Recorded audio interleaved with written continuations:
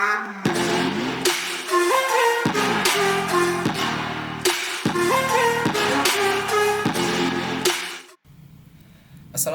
warahmatullahi wabarakatuh. Selamat datang di Ara Education Channel. Di video kali ini kita akan berdiskusi terkait teknik sampling dalam statistika. Nah, sebelumnya, apa itu sampel? Sampel itu merupakan bagian dari populasi, di mana sampel memiliki karakteristik yang sama dengan populasi. Seorang peneliti pada dasarnya tidak perlu untuk meninjau semua populasi yang ada, karena hal itu akan menghabiskan waktu, biaya, dan mungkin juga kesulitan lainnya. Oleh karena itu, sangat penting untuk dikuasai terkait teknik pengambilan sampel. Nah, bagaimana cara melakukan sampling ini? Oke, di sini terdapat dua macam sampling. Ada probability sampling dan ada non-probability sampling. Apa saja itu dan bagaimana maksudnya? Oke,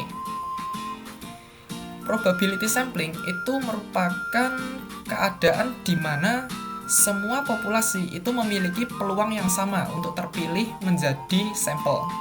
Nah, probability sampling sendiri itu dibagi menjadi 6. Ada simple random sampling, kemudian ada systematic sampling, ada stratified sampling, kemudian cluster sampling, state sampling, dan multifase sampling. Apa saja itu? Mari kita diskusi bersama-sama. Nah, yang pertama terkait simple random sampling.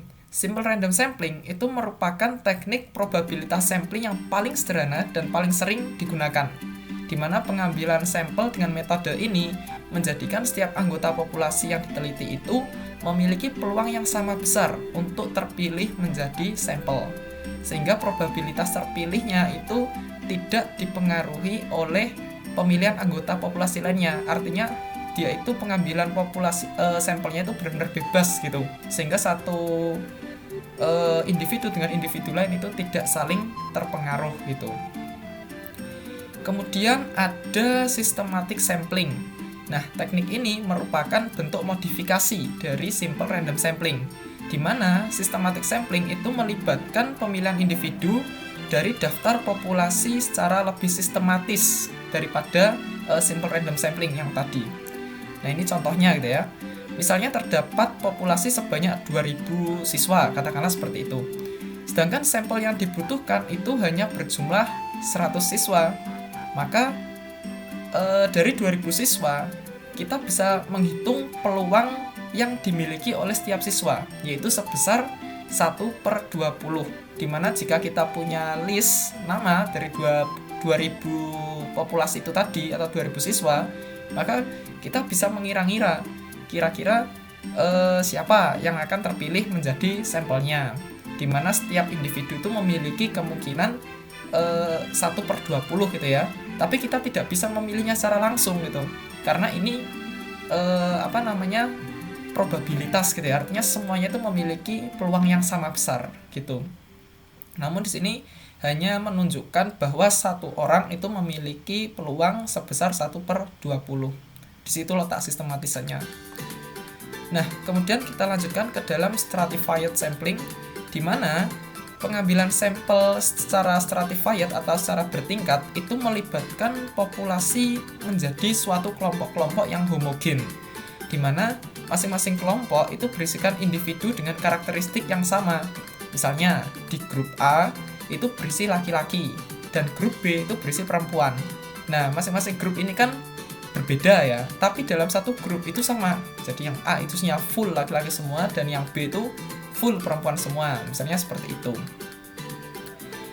Itu untuk pengambilan stratified sampling. Kemudian ada lagi cluster sampling.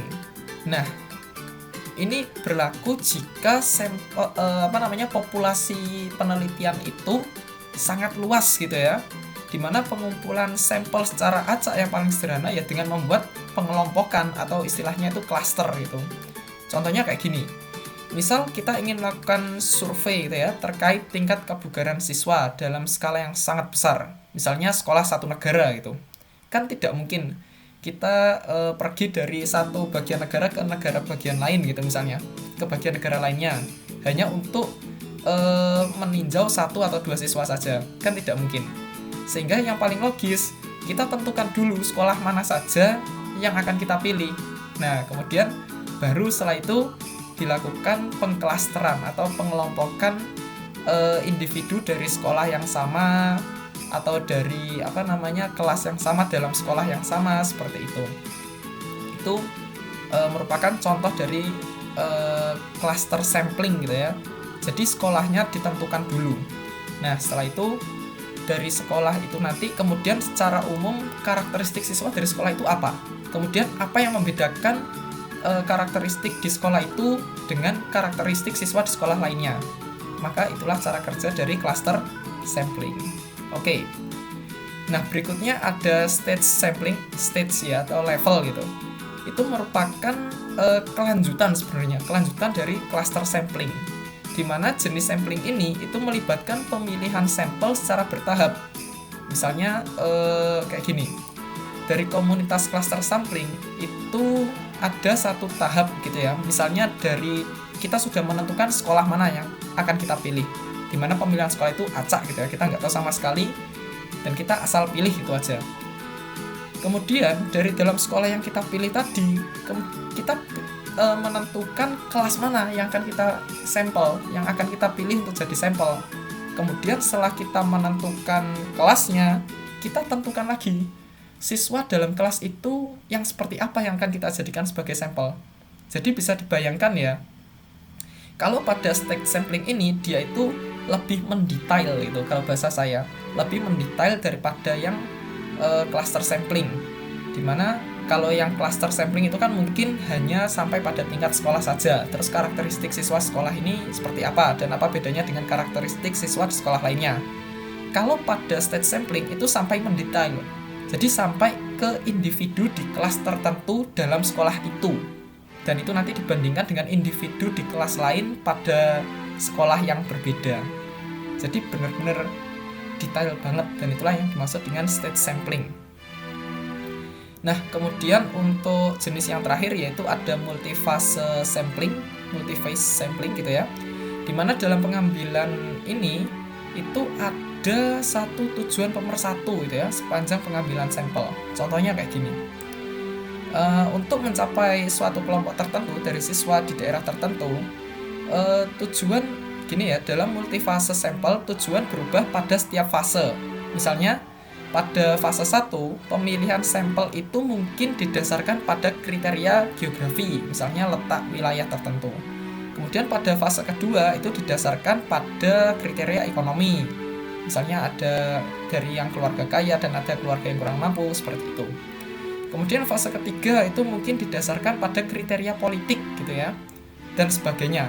Jadi setiap fase itu memiliki pandangan pengambilan sampel yang berbeda-beda.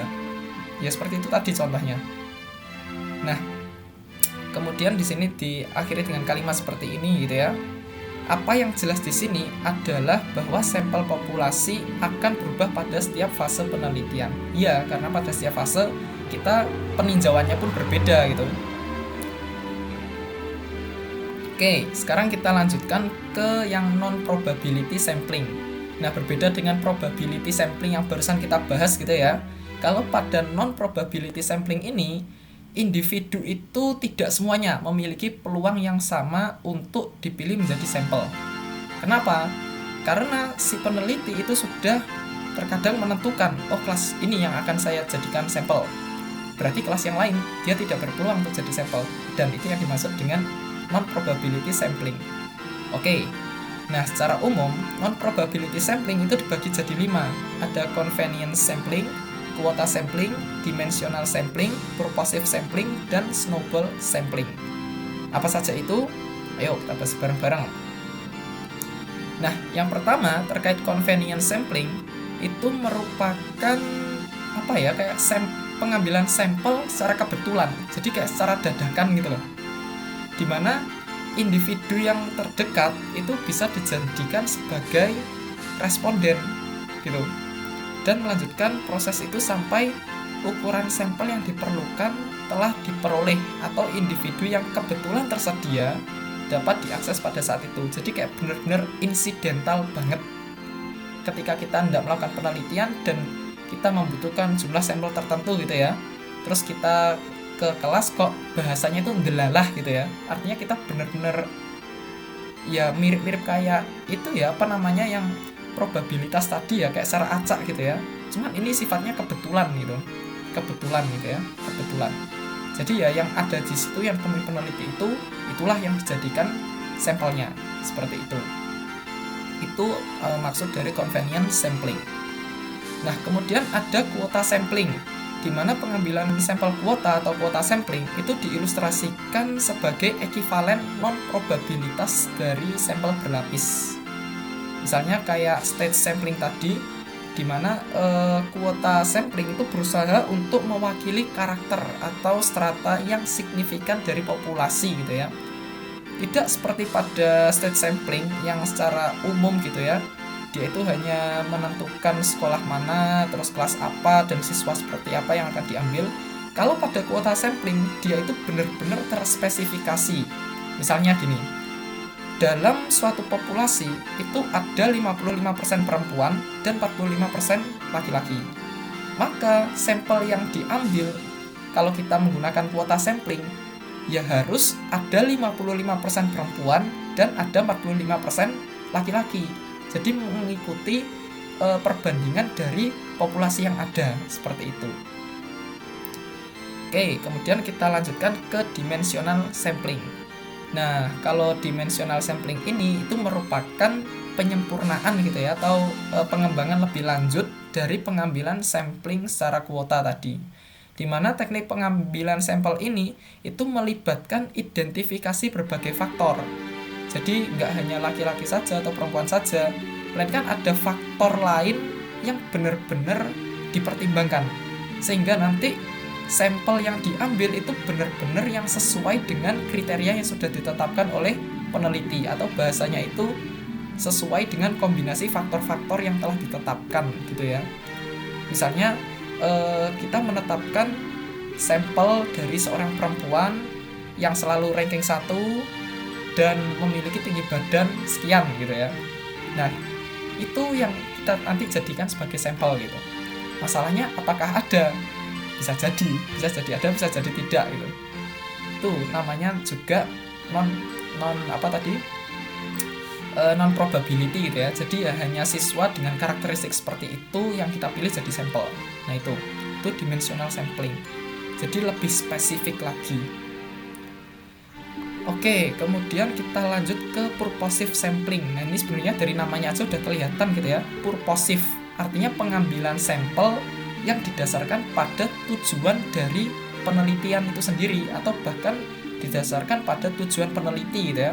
Peneliti itu butuh sampel yang seperti apa? Misalnya, peneliti ingin melakukan eksperimen di mana menggunakan model pembelajaran X di kelas A dan menggunakan model pembelajaran konvensional di kelas B.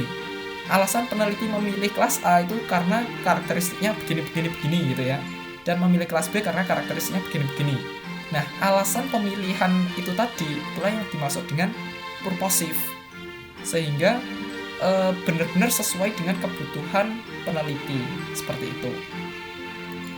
Oke, nah ini yang berikutnya terkait dengan snowball sampling, di mana pengambilan snowball sampling itu ciri khasnya awalnya sampelnya itu berjumlah sedikit, misal 1, 2, sampai 5 orang, di mana peneliti bertujuan untuk menggali suatu informasi tertentu dari kelima sampel awal itu tadi.